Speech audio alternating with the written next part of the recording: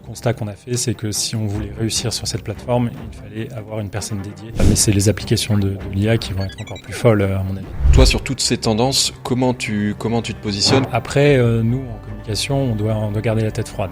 Celle-là, elle est pas préparée, elle est un peu plus compliquée. Tu as le droit de prendre quelques secondes de réflexion.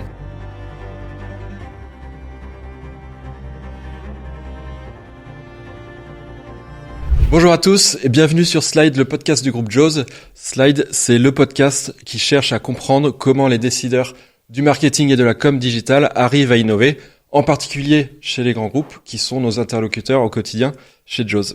Je suis Jean-Gabriel, CEO de InHouse, membre du groupe Jaws, et j'ai le plaisir de recevoir aujourd'hui Étienne, directeur de la communication digitale du groupe Worldline. Bienvenue Étienne, est-ce que tu peux te présenter en 2 mots et présenter Worldline ? Merci Jean-Gabriel, ravi d'être parmi vous. Oui, donc je suis en charge de la communication digitale chez Worldline, qui est une société leader des paiements dans les paiements numériques. Et donc mon objectif, c'est de faire bien sûr de promouvoir la marque sur les réseaux sociaux, essentiellement la marque au travers des différentes plateformes qui sont mises à notre disposition. Bien sûr, utiliser toutes les forces de l'entreprise pour faire passer les bons messages, que ce soit les employés ou le top management, et puis sensibiliser en interne sur les bonnes pratiques sur les réseaux sociaux les différents employés. Donc voilà, donc un poste, un poste pour moi assez très très riche, très complet, avec beaucoup d'enjeux, notamment sur les réseaux sociaux puisque ça évolue continuellement. Et voilà, et ravi avec toi de pouvoir en dire plus. Et si tu peux nous dire 2 mots peut-être de ton parcours, comment t'es arrivé là, qu'est-ce qui t'a amené chez Worldline et dans cette fonction en particulier ? Bien sûr, donc ça fait à peu près une 20aine d'années que je travaille dans l'univers du digital. J'ai commencé en tant que consultant dans une agence digitale pendant 7 années. J'ai fait un petit crochet par le marketing sportif afin de voir à quoi ça pouvait ressembler et puis ouvrir un petit peu mes horizons. Et ensuite, après une petite pause et un voyage pendant quelques mois dans différents pays, je suis retourné à mes premiers amours, dans une agence de publicité où là j'étais en charge de la communication, en tout cas de la publicité digitale. Et c'est à partir de là que je me suis orienté davantage vers les réseaux sociaux.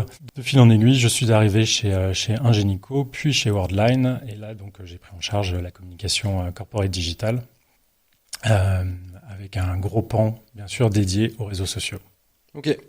Alors du coup Worldline, vous avez un métier assez tech qui touche un petit peu tout le monde dans le quotidien. Les paiements, ça nous touche tous. Et pour autant, peu de gens finalement connaissent vraiment les métiers de Worldline, connaissent le détail. Comment tu fais justement dans la com digitale pour aborder des sujets qui sont techniques, c'est du B2B, c'est pas forcément accessible au grand public. Donc comment tu arrives à te démarquer dans la bataille de l'attention qui est très difficile à gagner pour intéresser le public justement sur des thématiques comme ça, techniques et difficiles à appréhender ? C'est une très bonne question, merci. C'est la première. C'est vrai que ça peut être un challenge de pouvoir faire passer les messages de la marque, des sujets qui sont très techniques. Je pense que la première chose, c'est nous d'être clairs sur les cibles qu'on va toucher sur les réseaux, qu'on veut toucher sur les réseaux sociaux. Typiquement, on peut avoir des développeurs, on peut avoir des talents qui cherchent à nous rejoindre. On peut avoir également des analystes, des journalistes. Donc l'idée va être d'être très clair sur la cible qu'on veut toucher et sur le call to action qu'on veut apporter. Okay. Ensuite, notre rôle à nous, ça va être de prendre le contenu expert et ensuite de le vulgariser d'une certaine façon, sans changer le sens, la signification, et ensuite de tester nos contenus, de voir que certains contenus, peut-être plus vulgarisés que d'autres, vont mieux ou moins performer. Où je pense aussi aux différentes plateformes qu'on peut utiliser. Forcément, je vais pas avoir le même ton ou utiliser les mêmes termes sur du LinkedIn que sur du Instagram. Ou sur Instagram, on va essayer d'être un petit peu plus accessible, un peu plus léger, et voilà, pour générer du like et du clic. Si je me focalise sur LinkedIn, puisqu'aujourd'hui c'est vraiment la plateforme qu'on utilise au quotidien, je pense que on utilise la marque, évidemment, pour faire passer un premier message. Après, on va utiliser le top management pour relayer ce message de façon plus incarnée. Donc, on va également utiliser des employés vers des programmes d'advocacy qui vont à chaque fois personnaliser les messages. Et puis, au-delà de ça, cette bataille de l'attention, elle se fait aussi via du paid, où là, on va aller cibler directement des audiences qu'on cherche à atteindre. Et à ce moment-là, évidemment, les contenus vont être personnalisés au maximum. Des contenus sont personnalisés pour être adaptés au maximum à l'audience qu'on cherche. Ok. Donc là, on parle de réseaux sociaux. Toi, dans ton scope, tu as tous les réseaux sociaux du groupe. Et sur cette partie-là, on voit que ça bouge énormément. TikTok est globalement en train de gagner la bataille de l'attention sur le grand public. Twitter, qui est devenu X, connaît des mouvements un petit peu contradictoires. Tu as Threads qui est arrivé. Toi, sur toutes ces tendances, comment tu te positionnes, comment le groupe se positionne pour le choix d'aller sur telle ou telle plateforme? On a vu que certains groupes décidaient de partir de X à la suite un petit peu de la prise de pouvoir d'Elon Musk parce que la plateforme devenait un petit peu controversée. Comment t'appréhendes ça? Est-ce que X c'est important? C'est important dans votre communication et comment globalement vous faites des choix stratégiques sur les plateformes où vous allez vous exprimer? Alors déjà, et ça revient un petit peu sur ce que je disais auparavant, c'est que on va essayer d'aller chercher nos cibles. Donc on va aller regarder quelles sont les plateformes où on peut les trouver le plus facilement. Alors TikTok, oui, évidemment, est devenu aujourd'hui une plateforme majeure et de plus en plus de marques sont présentes dessus. Nous, on a fait le choix d'être plutôt. Nous, on a fait le choix de ne pas y aller aujourd'hui. Okay. C'est plus pour des questions de ressources. Parce que si demain on souhaite y aller, c'est qu'on aura trouvé une personne pour animer le compte assez régulièrement. Donc le constat qu'on a fait, c'est que si on voulait réussir sur cette plateforme, il fallait avoir une personne dédiée. Et qui connaissent bien les codes de la plateforme aussi. Et qui puissent s'exprimer des cibles qui sont des cibles à une audience qui est peut-être un peu plus jeune. Mais en même temps, aujourd'hui, énormément de monde est sur TikTok. Ouais, c'est clair. En France, je crois que c'est 26 millions d'utilisateurs réguliers sur TikTok. Donc, quand on regarde le nombre de gens connectés en France, au final, on a dépassé la catégorie peut-être des 15, 20, 25 ans qu'on pouvait avoir avant. Maintenant, c'est vraiment large, quoi, comme audience. Et c'est là où ça devient intéressant, effectivement, pour les marques de communiquer. Oui, il y en a vraiment pour tous les goûts. Donc la posture, c'est de ne pas ignorer les plateformes, les nouvelles plateformes qui se créent, mais en tout cas de plutôt regarder ce qui se passe et de voir comment notre organisation en interne peut évoluer pour avoir une communication pertinente sur ces plateformes. C'est la même chose pour Thread. Aujourd'hui, la création du compte est vraiment facilitée par Instagram. Ouais. Donc on a créé le compte comme ça, on est sûr qu'il n'y aura pas d'usurpation de la marque. C'est quand même un des challenges qu'on peut avoir en tant que grande marque, c'est d'aller récupérer les handles, les noms de comptes sur les réseaux sociaux qui peuvent être parfois préemptés par des utilisateurs lambda ou une entreprise qui a à peu près le même nom que vous, mais au Canada ou dans un autre. Donc, on peut avoir d'autres entreprises qui vont peut-être les créer un tout petit peu différemment, mais qui peuvent être présentes on a vu ça, au Canada, je le citais. Et puis, on peut avoir un souci, mais pour telle ou telle raison, un nom de compte Instagram ou un autre nom, parfois, juste pour s'amuser, un utilisateur peut prendre le nom d'une marque sans vraiment s'en rendre compte. Ouais. Donc là, après, pour aller le récupérer, ça peut être compliqué. Ouais, et puis t'as des sujets à voir. Je pense que c'est plus rare, mais t'as aussi des gens qui se spécialisent dans récupérer des noms de comptes, etc., pour ensuite les revendre à l'utilisateur qu'on a vraiment besoin. Et donc là, c'est plus compliqué.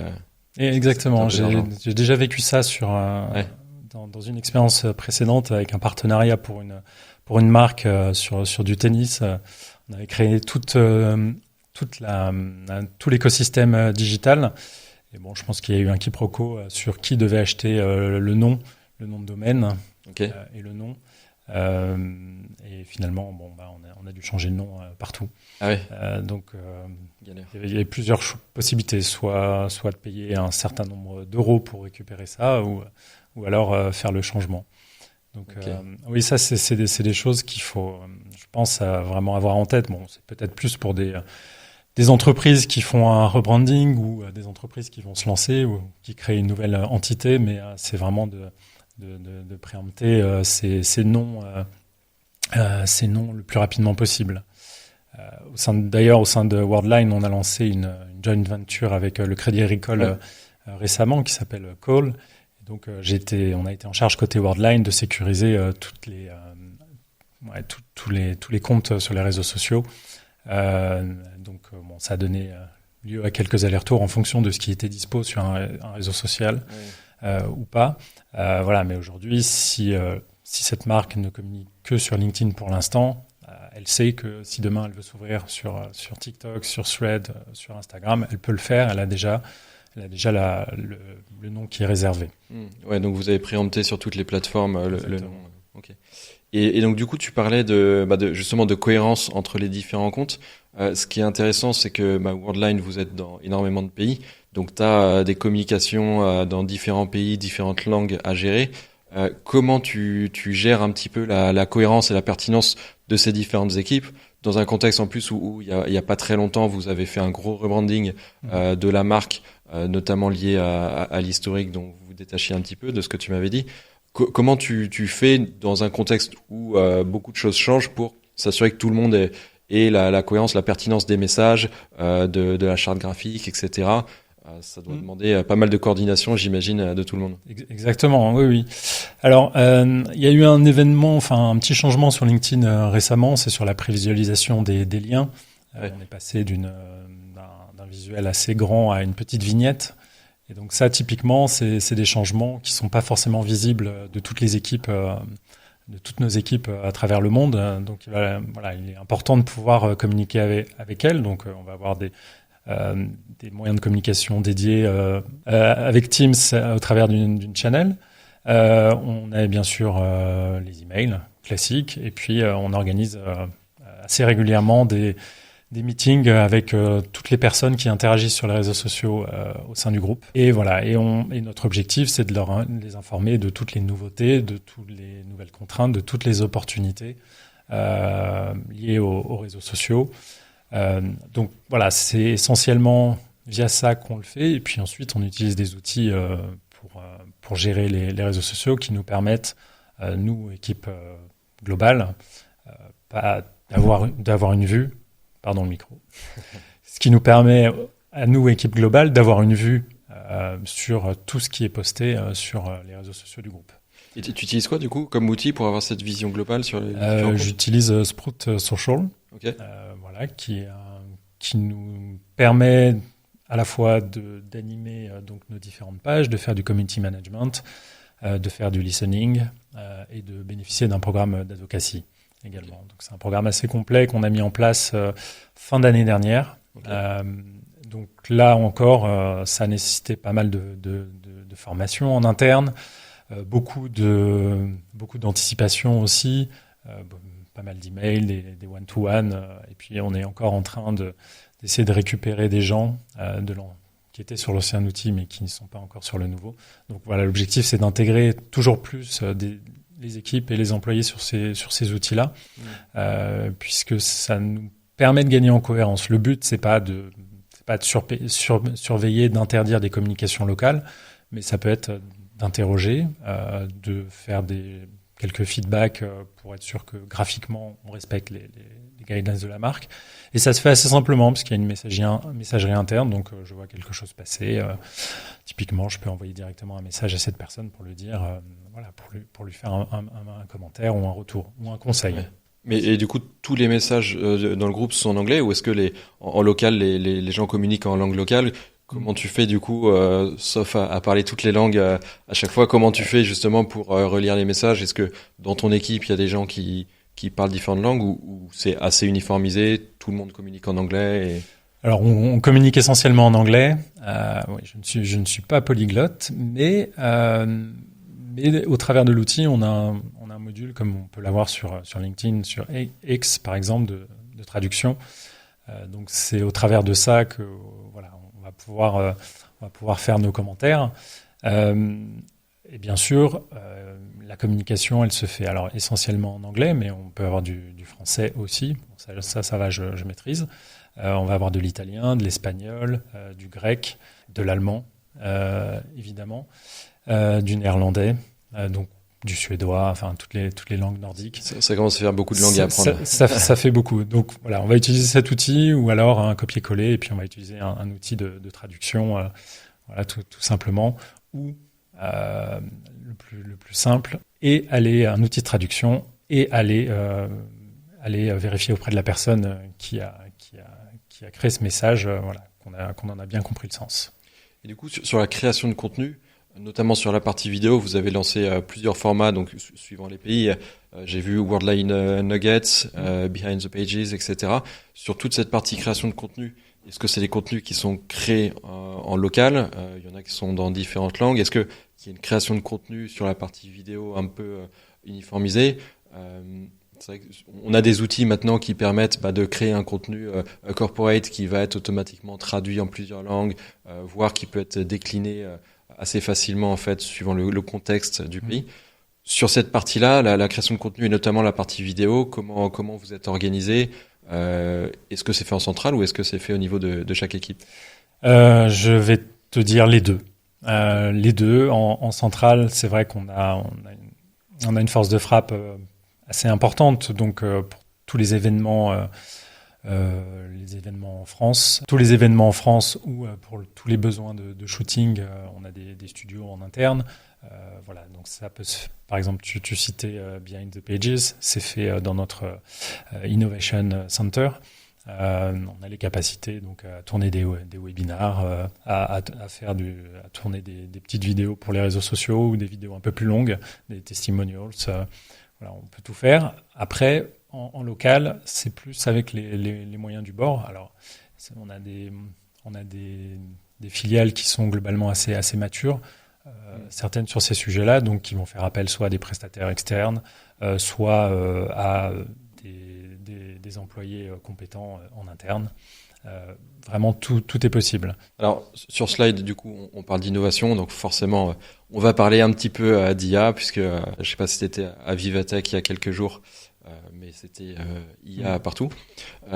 Vous avez un métier tech, donc forcément, j'imagine que dans votre core business, ça vous impacte énormément et il y a plein d'implications techniques sur la partie paiement. Moi, ce qui m'intéresse peut-être, c'est plutôt toi dans ton métier et dans le métier de tes équipes. Est-ce que ce sujet-là, vous le voyez arriver concrètement dans votre quotidien? Est-ce qu'il y a déjà des cas d'usage ou des choses où vous sentez que ça peut vous aider? Est-ce que voilà, l'IA dans les métiers de la com digitale, ça a déjà impacté ton quotidien? Oui, clairement, puisque alors il y a plusieurs pans concernant l'IA. Oui, ça impacte notre métier. On a de plus en plus, on a toujours plus d'experts qui se penchent sur les sujets d'intégration de l'IA dans le cadre ou des LLM dans le cadre des paiements ou de l'industrie du paiement en global. Et ce que ça veut dire aussi pour les entreprises. Est-ce que ça implique comme mouvement, comme évolution? Donc on a des experts qui se penchent là-dessus et qui partagent ça sur notre blog. Et puis après, au quotidien, dans le marketing digital, oui, on va utiliser de l'IA pour simplifier. Alors nous, je pense qu'on l'utilise davantage pour créer des documents en interne, ou créer pour de l'interne, pour synthétiser des informations qui vont nous servir de brief pour créer des contenus. Pour la rédaction de posts, je pense que certaines personnes dans les équipes utilisent l'IA. Mon rôle à moi derrière, ça va être d'atténuer un peu cet effet, puisque on voit souvent commencer les posts d'IA avec exciting news, avec des petites fusées. Donc voilà, c'est de ramener un peu d'authenticité dans les messages qui peuvent être partagés. Sortir des côtés un peu stéréotypés. Forcément, vu que l'IA se nourrit de tout ce qu'on voit, ça a tendance à uniformiser un petit peu les messages. Donc, ça, c'est un vrai sujet parce que, en fait, nous, on le voit dans notre partie création de contenu. Quand tu demandes à une IA de produire un exemple de contenu sur tel sujet, telle marque, avec tel message de fond, assez vite, tu vas revenir sur les mêmes choses. Donc c'est vrai que c'est un peu un frein à la créativité qu'on peut avoir. Donc il faut arriver à doser, je vais gagner du temps versus faut quand même que la créativité, qui est notre valeur ajoutée, puisse s'exprimer. On n'empâtisse pas. Ouais. Donc faut vraiment trouver cet équilibre entre les deux. Et donc ça rejoint ce que tu disais sur comment on gagne du temps, mais à la fin il y a quand même un œil humain, on va dire, qui va repasser pour délivrer le vrai message qu'on veut faire passer, quoi. Oui, on gagne du temps, mais il y a un prix à payer. En soi, je pense que tout réside en fait dans la façon dont on va briefer l'IA et du temps qu'on va prendre à le briefer. Et à quel point on va utiliser cette technologie spécifiquement pour certains besoins. Je parle beaucoup avec des amis, des collègues qui sont aussi confrontés à l'utilisation de l'IA. Voilà, pour eux, ils vont peut-être un peu plus loin sur des besoins plus spécifiques de génération d'images, mais à partir d'images existantes, enfin de modification d'images, d'optimisation d'images. Je pense que oui, sur en tout cas les messages qu'on peut voir sur les réseaux sociaux, ouais, le problème, oui, pour moi, c'est le formatage. Du coup, mon conseil, en tout cas, c'est pourquoi pas utiliser l'IA pour se donner une idée du message qu'on veut faire passer, et ensuite juste simplement de le retravailler, ou en tout cas prendre de l'IA 2-3 points qui pourraient être intéressants pour compléter ce qu'on est en train d'écrire. Je pense que c'est la meilleure façon de faire pour gagner en authenticité et éviter cette redondance des mêmes messages, des mêmes emojis qu'on voit énormément. Et du coup, en termes d'organisation sur ces sujets IA, est-ce que la démarche chez vous, elle est un petit peu structurée dans un sens descendant où on prend le sujet en haut et ensuite on va former les équipes? Tu me parlais de l'Innovation Lab, donc quel rôle un petit peu ça a sur ces sujets-là? Ou alors, est-ce que c'est plutôt au niveau en dessous où certains plutôt passionnés par l'IA, etc., vont prendre les sujets et puis ça va faire un peu tache d'huile.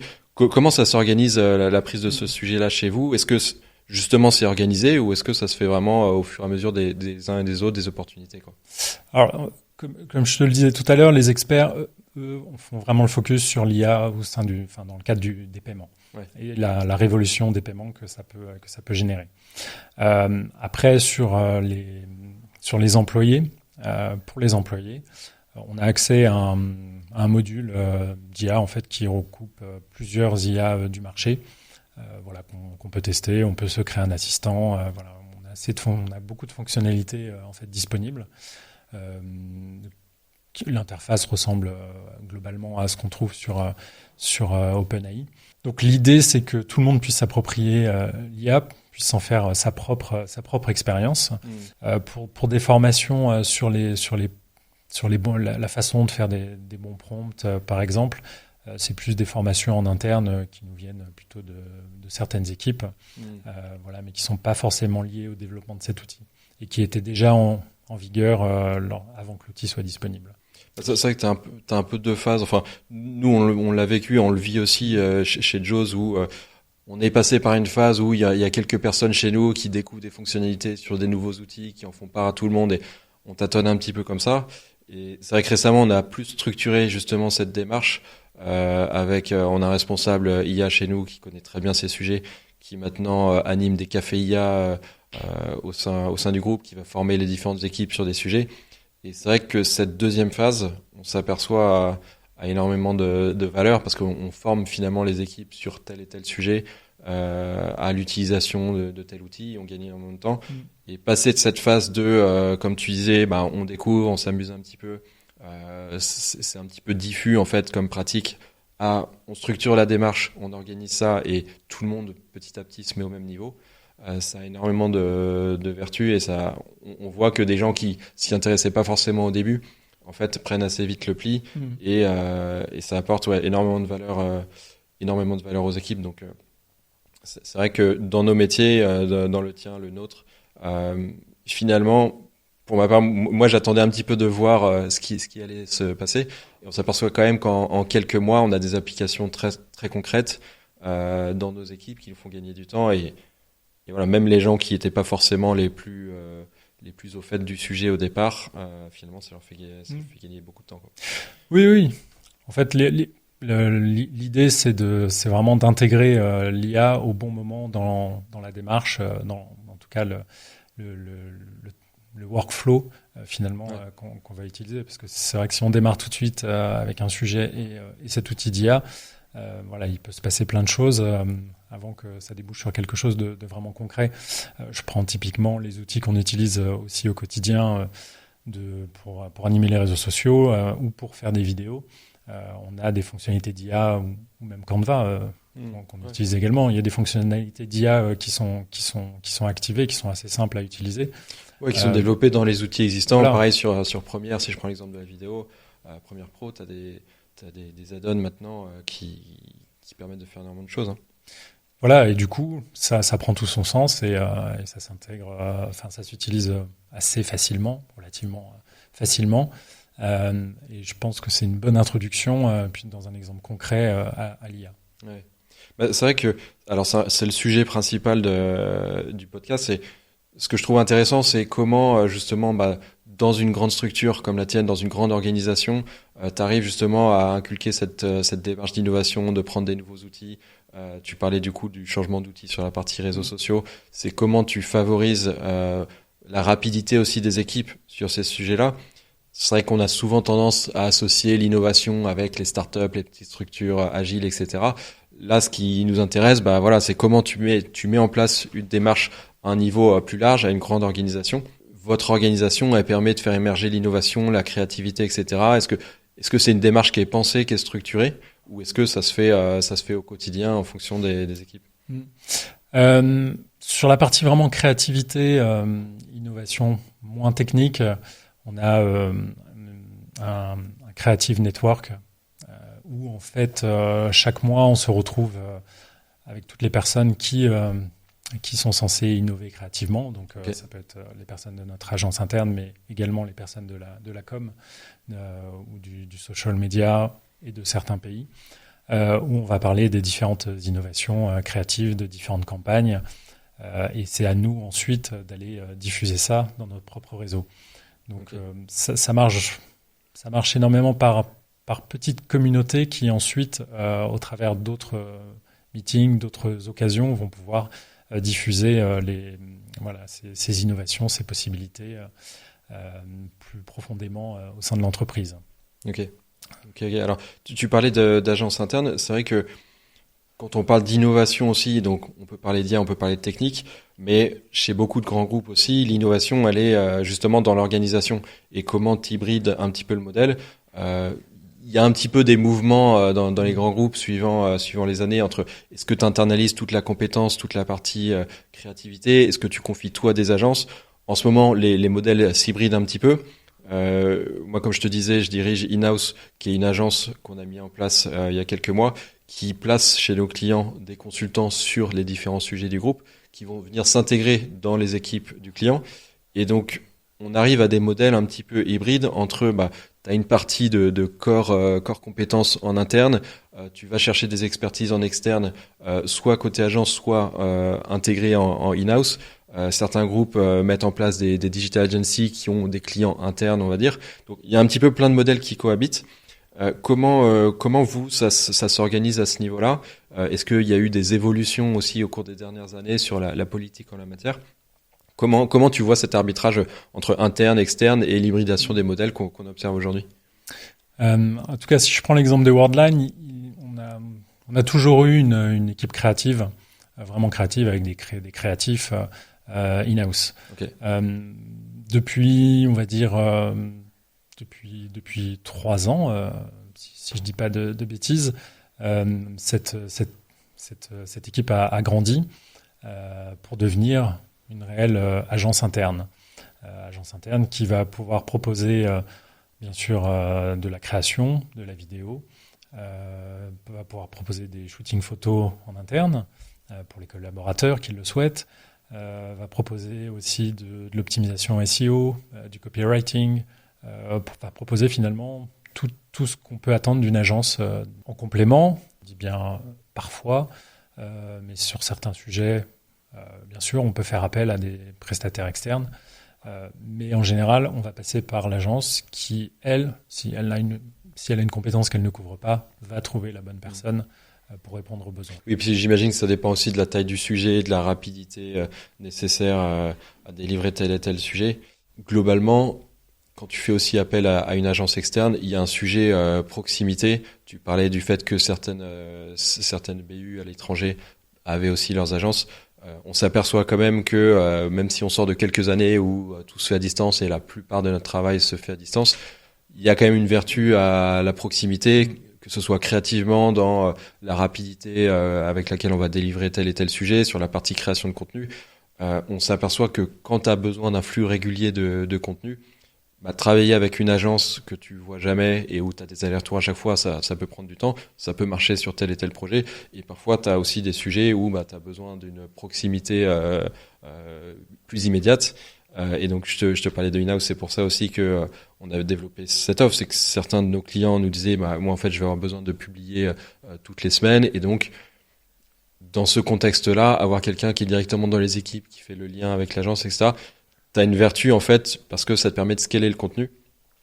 Et donc c'est vrai que cette proximité-là, elle est pas forcément possible dans un groupe comme le tien où tu parles avec des interlocuteurs un petit peu aux quatre coins du monde et où t'as le décalage horaire, etc. T'as un peu plus de distance. Donc j'imagine aussi que dans l'arbitrage entre agence interne ou Presta, ça doit jouer, enfin ce côté-là joue quand t'as pas cette proximité géographique, quoi. Autre sujet que je voulais voir avec toi, Worldline est coté en bourse, et donc ça c'est un sujet que je trouve intéressant parce que peut-être que c'est plus c'est un peu plus critique chez toi que dans d'autres organisations. On l'a vu il y a quelques mois, Worldline a été impacté en bourse assez fortement et globalement il y a une volatilité aussi financière liée à toutes les annonces qui vont être faites au marché. Comment tu arrives à gérer ça quand finalement tout ce que tu publies, tout ce que tu dis au public et donc ce qui dépend globalement de ton scope peut avoir un impact que tu maîtrises pas toujours sur le cours de bourse, donc avec des implications financières derrière. Comment tu maîtrises ça pour quand même qu'il y ait de la créativité, de la liberté de ton, sans avoir trop peur que des impacts que tu maîtrises pas? Et comment du coup ça s'articule avec la com financière chez vous, qui j'imagine a son propre agenda, sa propre politique? Je pense, oui, non, mais c'est tu as raison, c'était assez challengeant, assez impactant. Alors après, nous en communication, on doit garder la tête froide, ouais. Et pas juste suivre la tendance du moment. L'idée, ça a été de refaire une séquence de communication à la suite de ça, en utilisant le top management quand nécessaire pour rassurer aussi les marchés, pour faire passer les bons messages. Et puis après, sur le day-to-day, on a juste été un peu plus regardant sur ce qui était publié, éviter des impairs, mais après, pour tout ce qui est vraiment purement business ou présentant des solutions innovantes, là, c'est toujours bon à prendre. Après, c'est vraiment plus sur les postures, sur des sujets un peu plus clés ou la façon dont on va parler des prochains résultats financiers, qui seront des moments clés. Quels événements ou quels événements on va utiliser pour faire prendre la parole à notre CEO ou à notre deputy CEO. C'est des questions qu'on s'est posées et auxquelles on a répondu. Maintenant on est retourné sur un rythme un peu plus normal, mais on reste toujours très vigilant à ce qui se passe et à l'écoute du marché. Mais clairement, il y a une vigilance vraiment renforcée sur tout ce qui a pu être publié. C'est la première chose. Et la deuxième chose, c'est vraiment faire passer les bons messages par les bonnes personnes. Oui, ok. Pour terminer, j'ai 3 questions un peu plus personnelles. Si tu devais deviner un peu le prochain sujet que tu vois arriver, là, on a eu ces dernières années, on a beaucoup parlé de Web3, on a beaucoup parlé d'IA, etc. Est-ce qu'il y a un sujet que tu vois arriver dans les mois, dans les années à venir dans nos métiers? En termes d'innovation ou Ouais. au global? Oui, tu as raison. On avait, je crois qu'il n'y a pas si longtemps que ça, c'était le métaverse. En gros, quel sera le sujet de Vivatech 2025? Non, j'en ai aucune idée. Non, je pense qu'on va continuer avec l'IA, hein, clairement. Mais c'est les applications de l'IA qui vont être encore plus folles, à mon avis. Plus folles, avec plus ou moins d'éthique, c'est aussi la question. Mais ouais, je pense que on peut miser sur l'IA, à mon avis, pendant encore quelques temps. Donc on a encore Plutôt quelques bien Vivatech parti, sur le sujet à vivre. Exactement, mais peut-être que finalement, ça sera tellement intégré l'IA qu'on parlera plus d'IA, on parlera juste Ouais. de ces champs d'application. Donc à voir. Ok, ça marche. Si tu devais donner un titre de film à ton métier. Celle-là, elle est pas préparée, elle est un peu plus compliquée. T'as le droit de prendre quelques secondes de réflexion. J'ai des trucs qui me viennent, mais c'est un peu trop héroïque. Pas de repos pour les braves. Ça marche. Et alors, non, j'ai une dernière question pour toi. Quel est le conseil que tu donnerais au Étienne de début de carrière, donc allez 20-25 ans on va dire, avec du coup ton parcours, l'expérience que tu as eue, voilà, qu'est-ce que tu dirais au Étienne qui démarre sa carrière? Je lui dirais de ne pas s'inquiéter et qu'il retombera toujours sur ses pattes. Peut-être parce que j'ai choisi... à la base, je voulais travailler dans la pub. Finalement, j'ai travaillé dans le digital. Vraiment à ses débuts. Et finalement, le digital m'a permis d'aller toucher à énormément de choses. La communication, marketing sportif, la pub. Donc voilà. Ok, super. Bah, merci beaucoup Étienne. Et on aura bientôt d'autres épisodes à suivre. Merci beaucoup. Merci.